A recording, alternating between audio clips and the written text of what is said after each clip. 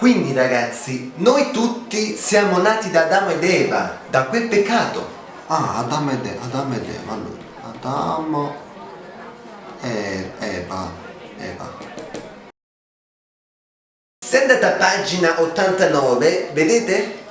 Questi sono gli uomini primitivi, quindi tutti noi siamo nati dalla scimmia. Scusate, allora, uno viene a scuola per imparare qualcosa, questo è a me capito, ma se viene in religione e ci dici che noi siamo nati da Adamo ed Eva, poi vieni tu e ci dici che siamo nati dalla scimmia, ma che cazzo a credere? Quindi accappate la religione, ma ti devi a tavolino con Adamo ed Eva, ci insieme e ti devi d'accordo. Poi quando avete chiarito, venite a caccia, venite a dire a quello per tu sei masciuto.